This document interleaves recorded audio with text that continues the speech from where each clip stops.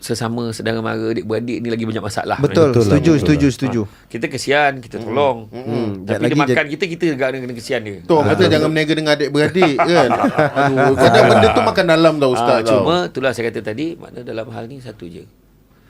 Dia standard persaudaraan dalam Islam ni ada dua. Satu ithar. Ithar ni mengutamakan kelebihan orang lain berbanding diri sendiri. Okey. Tapi ada satu standard lagi paling rendah sekali.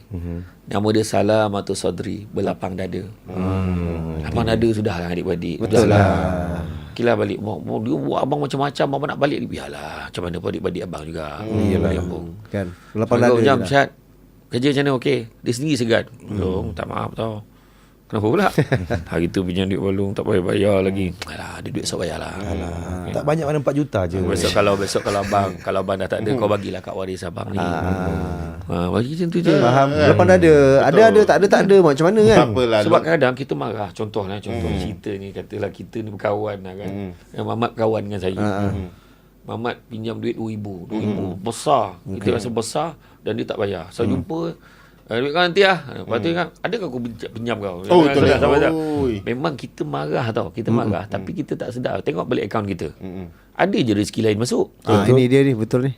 Ada rezeki lain masuk. Tapi kenapa kau nak sibukkan satu benda yang kita tak dapat tu? Ya, Betul. Itu je. Allah bagi benda lain. betul. Sebab kadang kita ni sibuk tengok apa kesalahan orang lain sampai lupa apa Tuhan dah bagi kat kita. Faham. Benar. Setuju. Betul. Lepas tu buka lagi. Tak berbaloi silaturahim ni. Ya. Betul.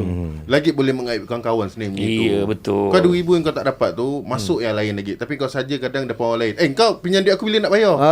Dah visi terdengar benda tu kan. Air muka. Kadang benda tu lah Ustaz. Kau cerita ni betul ke ni? Memang busy dia pinjam kau duit? Tak ada.